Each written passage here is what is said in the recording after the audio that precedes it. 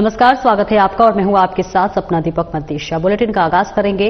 राजस्थान की 16वीं विधानसभा के तृतीय सत्र की शुरुआत हुई है, जिसमें राज्यपाल हरिभाऊ किशन राय बागड़े ने सदन में अभिभाषण पढ़ा और इस बीच सदन के नियमानुसार इस अभिभाषण पर सामान्य वाद विवाद और धन्यवाद प्रस्ताव के लिए प्रस्तावक नियुक्त किया जाता है, जो कि अब की बार बगरू विधायक डॉक्टर कैलाश वर्मा को बनाया गया है।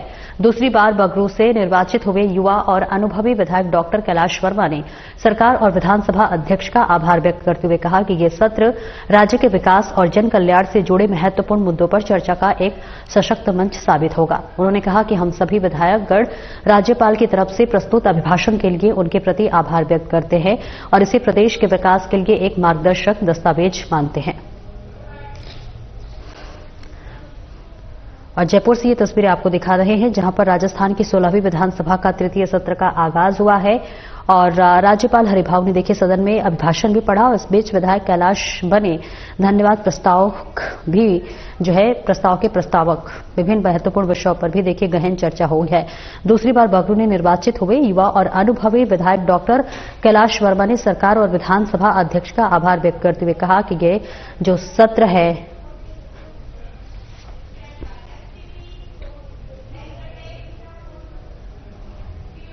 राज्यपाल हरिभाऊ बागड़े ने शुक्रवार को नॉर्वे की राजदूत में एलिन स्टेनर ने राजभवन में मुलाकात की और इस दौरान राज्यपाल ने अपने दुग्ध उत्पादन और पशुधन संपदा के बारे में जानकारी प्राप्त की है। दोनों ने प्रदेश में विभिन्न क्षेत्रों में विकास योजनाओं के समन्वय और निवेश संभावनाओं के संबंध में चर्चा की। राज्यपाल के सचिव डॉक्टर पृथ्वीराज भी इस दौरान मौजूद रहे। राज्यपाल से उनकी ये शिष्टाचार भेंट थी।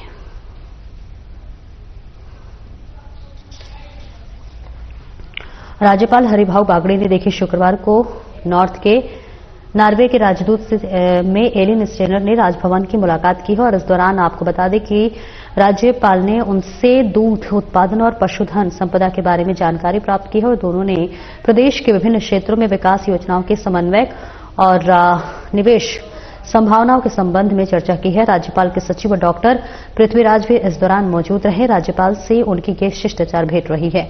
जयपुर से तस्वीरें दिखा रहे हैं राज्यपाल से नॉर्वे की ये मुलाकात की तस्वीरें, जहां दुग्ध उत्पादन और पशुधन संपदा से के बारे में जानकारी ली गई है। विकास योजनाओं के समन्वय पर भी विचार की गई, चर्चा की गई। तस्वीरें आपको दिखा रहे हैं जयपुर से, जहां राज्यपाल का ये मुलाकात तस्वीरें, जहां पर नॉर्वे की राजदूत से मुलाकात की है।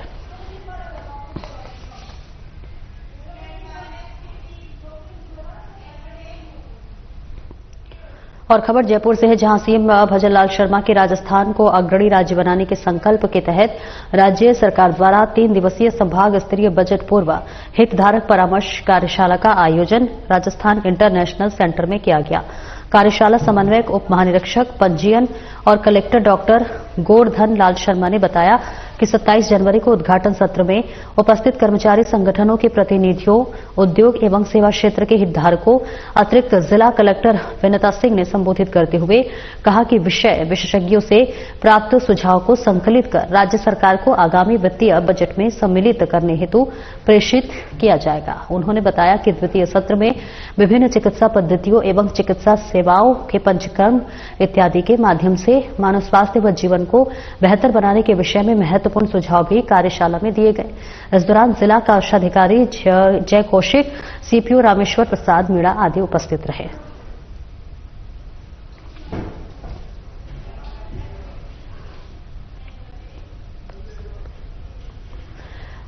वहीं पीएम सूर्य पर निःशुल्क बिजली योजना को बढ़ावा देने के लिए प्रदेश की तीनों विद्युत वितरण कंपनियों और टाटा पावर रिन्यूएबल एनर्जी के बीच शुक्रवार को विद्युत भवन में एमओयू किया गया, जहां पर अतिरिक्त मुख्य सचिव आलोक की मौजूदगी में विद्युत कंपनियों की ओर से चेयरमैन डिस्कॉम्स आरती डोगरा और टाटा पावर रिन्यूएबल की तरफ से सीईओ और एमडी दीपेश नंदा ने एमओयू पर हस्ताक्षर किए। कार्यक्रम में अतिरिक्त मुख्य सचिव आलोक ने कहा कि प्रदेश में पीएम सूर्यघर योजना ने बड़ी संख्या में रजिस्ट्रेशन हो चुके टाटा पावर के साथ इस साझेदारी से डिस्कॉम्स को इन रजिस्ट्रेशन को इंस्टॉलेशन में बदलने की भी सहायता मिलेगी और उन्होंने कहा कि हमारा लक्ष्य आमजन को सौर ऊर्जा से जोड़कर बिजली खर्च से उन्हें मुक्ति दिलाना है।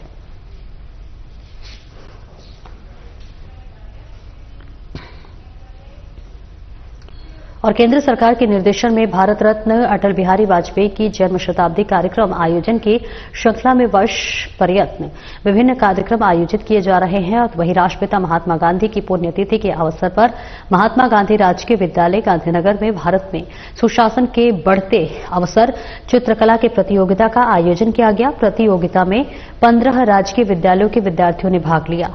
प्रथम श्रेणी में कक्षा 10वीं तक के तथा दूसरी श्रेणी में कक्षा 11वीं एवं 12वीं के विद्यार्थियों ने भाग लिया। कार्यक्रम के मुख्य अतिथि अजय आसवाल, निदेशक शांति एवं अहिंसा निदेशालय थे। कार्यक्रम में भी जगदीश मीणा, जिला शिक्षा अधिकारी प्रारंभिक शिक्षा जयपुर, श्रीमती मधु रघुवंशी, उप निदेशक शांति एवं अहिंसा निदेशालय के कार्मिक तथा स्थानीय विद्यालय के शिक्षकगण भी उपस्थित थे। वहीं प्रतियोगिता में सम्मिलित होने वाले सभी प्रतिभागियों को निदेशालय की तरफ से प्रमाण पत्र का वितरण भी किया गया और दोनों श्रेणियों में प्रथम, द्वितीय एवं तृतीय स्थान पर आने वाले विजेताओं को प्रमाण पत्र एवं शील्ड देकर सम्मानित किया गया।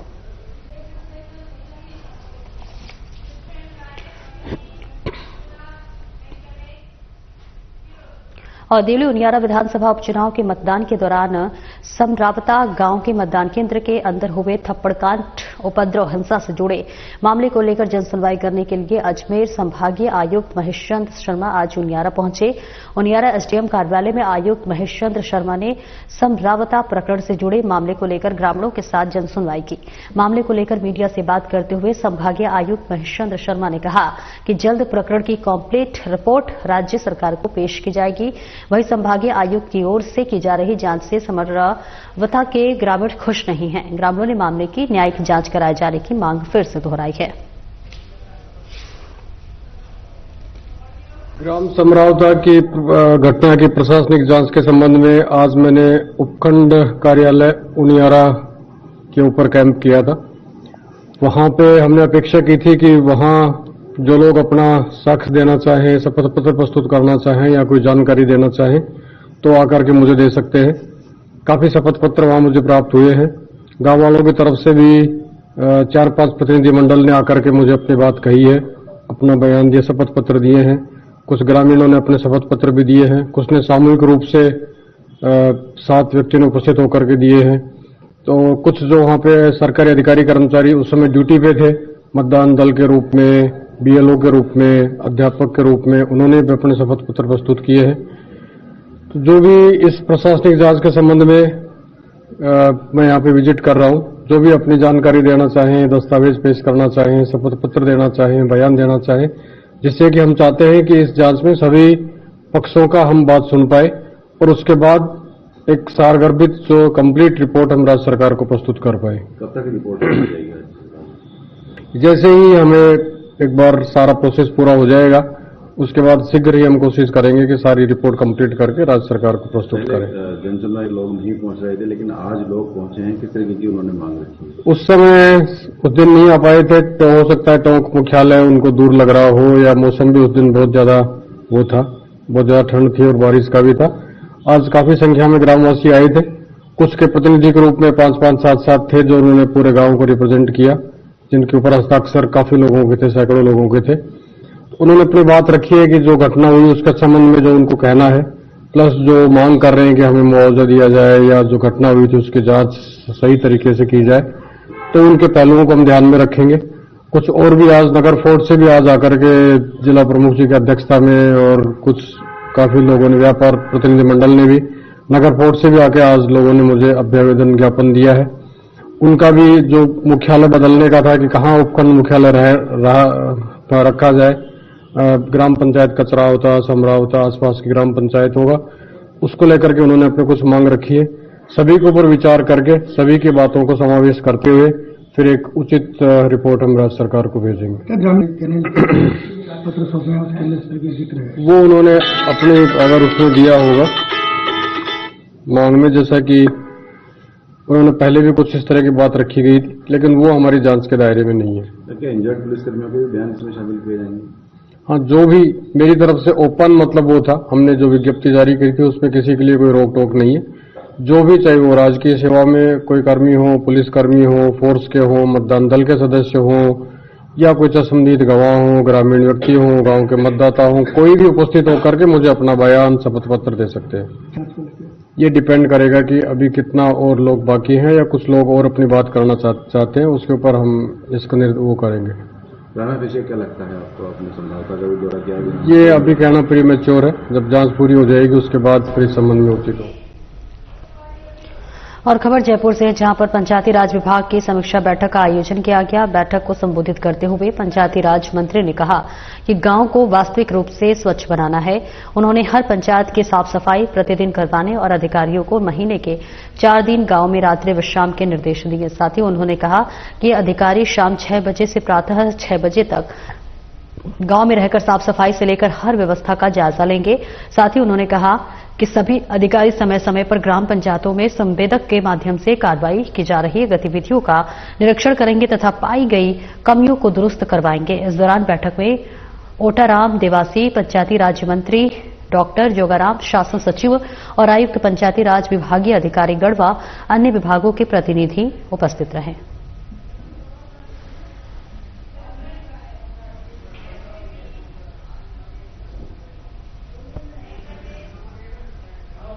और नगरीय विकास राज्य मंत्री झावर सिंह खुर्रा ने कहा कि सिस्टम का गुड गोबर करने वाले कांग्रेस के मुंह से गुड गवर्नेंस की बातें शोभा नहीं देती हैं। कांग्रेस के काले कारनामों को नहीं भुलाया जा सकता। झूठ और तुष्टीकरण की राजनीति करने वाली इस कांग्रेस ने भ्रष्टाचार और घोटालों की सारी हदें पार कर दी थी। वहीं खर्रा ने कहा है कि कांग्रेस की सरकार मदहोशी में थी और प्रदेश में लचर कानून व्यवस्था के कारण प्रदेश दुष्कर्म, महिला अत्याचार, साइबर क्राइम के मामले में देश में पहले स्थान पर पहुंच गया है। इसी तरह कांग्रेस के लोगों ने बिजली पानी में भ्रष्टाचार कर आम जनता को लूटा। कांग्रेस सरकार की लापरवाही और अविवेकपूर्ण निर्णय के कारण से प्रदेश के गंभीर बिजली संकट उत्पन्न हुआ और कांग्रेस ने पानी में भ्रष्टाचार कर जनता को प्यासा रखा। साथ ही खर्रा ने कहा कि कांग्रेस ने किसानों और युवाओं को भी ठगने का काम किया। कांग्रेस ने किसानों की कर्ज माफी का झूठा वादा कर किसानों को धोखा दिया और वही भर्ती परीक्षाओं के पेपर लीक करके युवाओं के साथ अन्याय किया।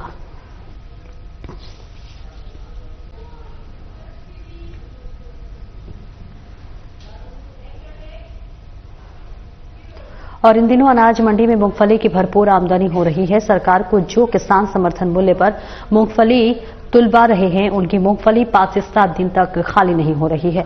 इससे परेशान होकर किसानों ने प्रदर्शन कर नारेबाजी की। परेशान किसान कृष्ण गोदारा ने बताया कि ठेकेदार कहता है कि वेयरहाउस में जगह नहीं है, जिसके कारण लगभग 200 गाड़ियां भरी हुई लेकर किसान सर्दी के मौसम में काफी परेशान हो रहे हैं, जिसका समाधान सरकार अतिशीघ्र करे।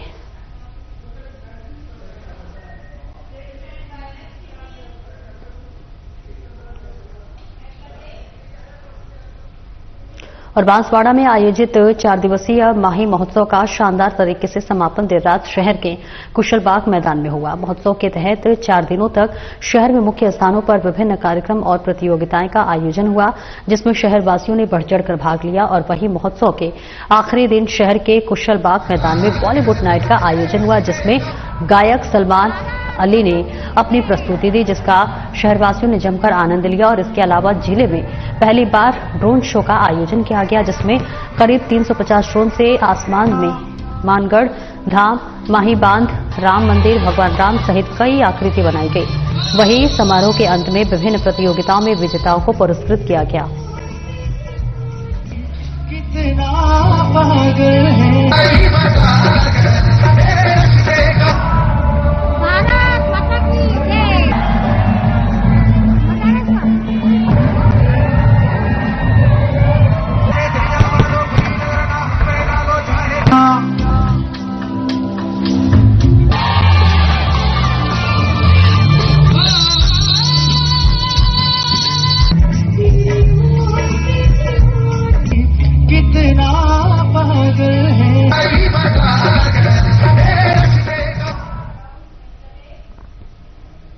और राजस्थान मेडिकल सर्विसेज कॉर्पोरेशन के दवा आपूर्ति प्रबंधन को अब दिल्ली में भी अपनाया जाएगा। इसके लिए government of national capital Delhi के स्वास्थ्य विभाग के विशिष्ट सचिव डॉक्टर तपस्या राघव एवं अन्य अधिकारियों ने प्रदेश में संचालित सीएम निःशुल्क दवा योजना के तहत संस्थानों तक दवा आपूर्ति प्रबंधन का प्रस्तुतिकरण देखा। RMSCL की प्रबंध निदेशक नेहा गिरी की उपस्थिति में अधिकारियों ने विस्तृत ऑनलाइन प्रेजेंटेशन देते हुए निःशुल्क दवा योजना के आपूर्ति तंत्र एवं अन्य विषयों के बारे में जानकारी दी। प्रेजेंटेशन के उपरांत राघव ने राजस्थान में निःशुल्क दवा योजना के प्रबंधन की सराहना करते हुए कहा कि अन्य राज्य भी इसे अपनाकर अंतिम छोर तक आपूर्ति के प्रबंधन को बेहतर बना सकते हैं। नेहा गिरी ने बताया कि प्रदेश में ई औषधि सॉफ्टवेयर के माध्यम से दवा आपूर्ति का ऑनलाइन प्रबंधन किया जा रहा है। इसमें ऑटो डिमांड इंटरनेट जनरेशन की प्रक्रिया के साथ आर्टिफिशियल इंटेलिजेंस को भी शामिल करने का प्रयास किया जा रहा है।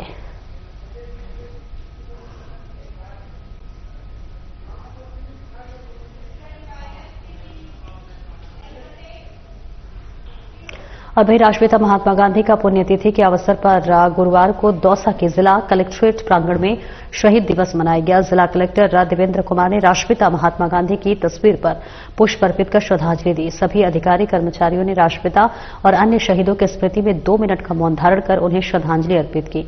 अतिरिक्त जिला कलेक्टर सुमित्रा पारिक, अतिरिक्त जिला कलेक्टर लालसोट मनमोहन मीणा, उपखंड अधिकारी मूलचंद नूनिया, नायब तहसीलदार रमेश वर्मा सहित अन्य अधिकारी कार्मिकों ने महात्मा गांधी के छायाचित्र पर पुष्पांजलि अर्पित की। गायक कलाकार घनश्याम प्रजापत, गौरव शर्मा, पंकज शर्मा और गिरीश शर्मा ने राम धुनी और गांधी जी के लिए भजनों का गायन किया। कार्यक्रम का मंच संचालन जिला समन्वयक रामवीर चौधरी ने किया और इस अवसर पर जिला कलेक्टर के सभी कार्मिक उपस्थित रहे।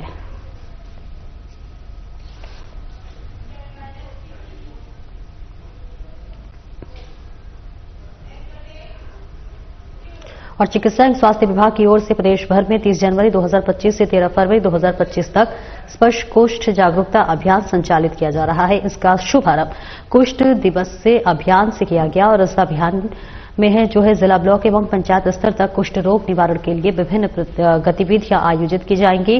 वहीं निदेशक जन स्वास्थ्य डॉक्टर रवि प्रकाश शर्मा ने बताया कि कुष्ठ दिवस के अवसर पर प्रदेश भर में जिलों में जिला कलेक्टर द्वारा कुष्ठ रोग के प्रति जागरूकता हेतु जनता के नाम संदेश प्रसारित किया गया, जो कि डॉक्टर शर्मा ने बताया कि अभियान के तहत 13 फरवरी तक जिला ब्लॉक एवं पंचायत स्तर का लाउड स्पीकर, समाचार पत्रों, टीवी, रेडियो, पोस्टर, पैम्पलेट सहित अन्य प्रचार प्रसार माध्यमों से कुष्ठ रोग के प्रति जागरूकता गतिविधियां आयोजित की जाएंगी।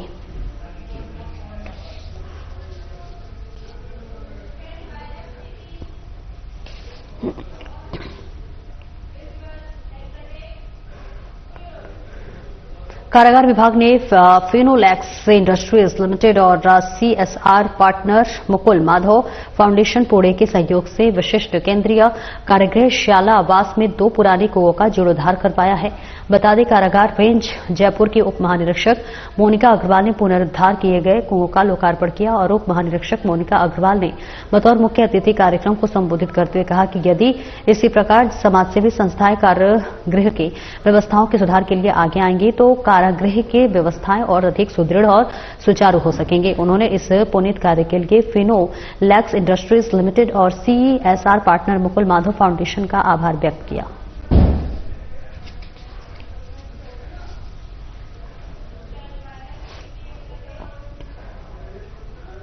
और भीलवाड़ा में वैश्विक संदर्भ में भारतीय शान परंपरा, अंतर्दृष्टि और नवाचार विषय पर गुरुवार को राष्ट्रीय संगोष्ठी का आयोजन किया गया, जिसमें 2 दिवसीय राष्ट्रीय कॉन्फ्रेंस के उद्घाटन सत्र में बतौर मुख्य अतिथि संबोधित शिरकत कर रहे हैं। राज्यपाल हरिभाऊ बागड़े ने कहा कि वर्तमान नई पीढ़ी को देश की मूल संस्कृति व गौरवमयी इतिहास को समझना जरूरी है। प्राचीन समय से ही भारत संपन्न संस्कृति का राष्ट्र है। भारतीय ज्ञान परंपरा की समझ का प्रसार युवा पीढ़ी में जरूरी है। इस दौरान राज्यपाल ने संबोधित करते हुए कहा कि राजस्थान प्रदेश वीरों व शौर्य की भूमि है। यहां पृथ्वीराज चौहान, महाराणा प्रताप जैसे शासक हुए जिनके वीर गाथाओं का भारतीय इतिहास में वर्णन है। वहीं इस मौके पर राज्यपाल बागड़े ने राष्ट्रीय संगठन की स्मारिका का विमोचन किया।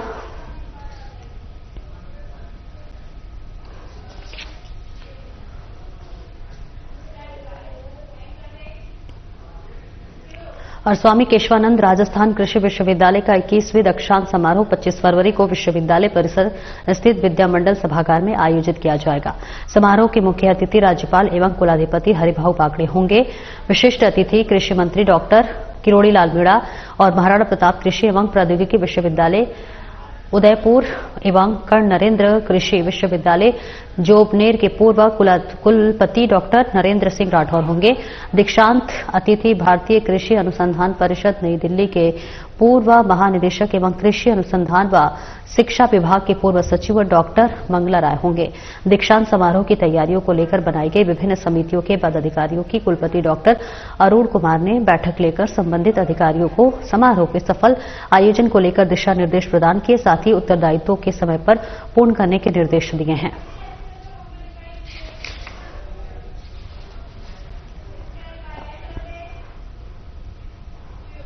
सरदार शहर में नई पेयजल वितरण प्रणाली का कार्य कर रही राजस्थान नगरीय आधारभूत विकास परियोजना के सामुदायिक जागरूकता एवं जन सहभागिता कार्यक्रम के तहत राजस्थान नगरीय आधारभूत विकास परियोजना के अधिशासी अभियंता मनोज कुमार मित्तल, पूर्व सहायक अभियंता दिनेश कुमार रा के निर्देशानुसार शहर के राजकीय अंजुमन उच्च माध्यमिक विद्यालय में विद्यार्थी जागरूकता कार्यक्रम के दौरान बालिकाओं को सरकार द्वारा चलाई जा रही लाभकारी विकास परियोजना के बारे में जागरूक किया गया। वहीं कार्यक्रम में सामाजिक विकास अधिकारी विकास शर्मा ने बताया कि जल है तो कल है, बावजूद इसके जल बेवजह बर्बाद किया जाता है।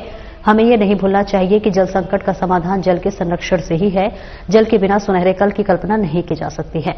कार्यक्रम में विद्यालय परिवार से विजय कुमार पारिक, हिमराज, भावना सोनी, दुर्गेश ने भाग लिया।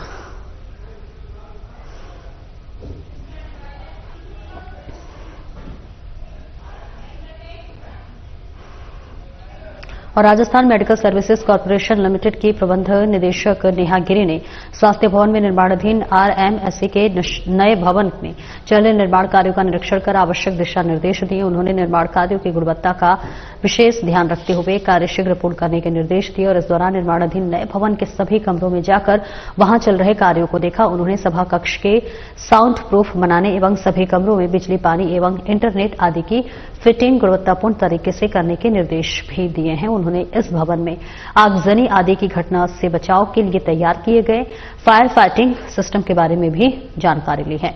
प्रबंध निदेशक ने कहा है कि बाहर से आने वाले आगंतुकों के बैठने, पेयजल आदि की समुचित व्यवस्था हो।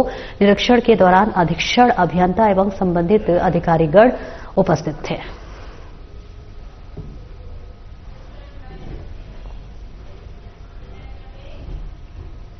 और राजगढ़ बांदी कोई मेगा हाईवे सड़क मार्ग के मध्य स्थित गोठ की चौकी के समीप इको गाड़ी व 2 बाइकों में भीषण टक्कर हो गई। टक्कर में एक बाइक सवार की मौत हो गई, दूसरी बाइक पर सवार 2 लोग घायल हो गए। वहीं सूचना पर राजगढ़ थानाधिकारी राजेश कुमार मीना जाप्ते के साथ मौके पर पहुंचे, जहां मृतक के शव का घायलों को एम्बुलेंस की सहायता से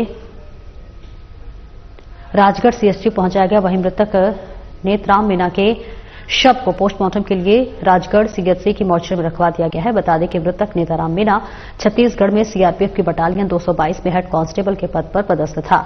जवान की मौत की सूचना पर सीआरपीएफ बटालियन के डीएसपी शंवरलाल मीना सेना की टुकड़ी के साथ राजगढ़ चिकित्सालय पहुंचे, जहां उन्होंने तिरंगे के सम्मान के साथ ताबूत से बंधकर गाड़ी में रखवा दिया, जिसका सेना के सम्मान के साथ दाह संस्कार किया गया। वहीं मृतक को पुष्प चक्र अर्पित किए गए। क्षेत्र में गांव की वहाँ एक नेतराम फौजी है जो सीआरपीएफ का जवान है। इसकी पोस्टिंग छत्तीसगढ़ में थी। इसका कल एक्सीडेंट हो गया, इसकी डेथ होगी। उनके मान सम्मान किया, अभी टीम भी आई है और एक प्रशासन भी आई है। और खबर सरदार शहर से है, जहां जिला पुलिस अधीक्षक के निर्देश पर अध्यक्ष गतिविधियों की रोकथाम और मादक पदार्थों की धरपकड़ के लिए चलाए जा रहे विशेष अभियान के तहत थानाधिकारी मदन लाल बिश्नोई की टीम द्वारा अवैध डोडा, पोस्त व अफीम के विरुद्ध देर रात को मेघा हाईवे से रतनगढ़ के बीच नाकाबंदी कर एक ट्रक को रोककर तलाशी ली गई। तलाशी के दौरान ट्रक के सोयाबीन के छिलकों की आड़ में डोडा पोस्त छिपा मिला, जिसकी जांच करने पर 406 ग्राम डोडा पोस्त और 220 ग्राम अफीम छिपाकर ले जा रहे 3 व्यक्ति सवार थे। ट्रक चालक बलजीत सिंह और साथी गुरमीत सिंह, संदीप सिंह को गिरफ्तार कर आगे की जांच शुरू कर दी गई है। आपको बता दें कि करीब 10 दिनों में पुलिस की ये तीसरी कार्रवाई है।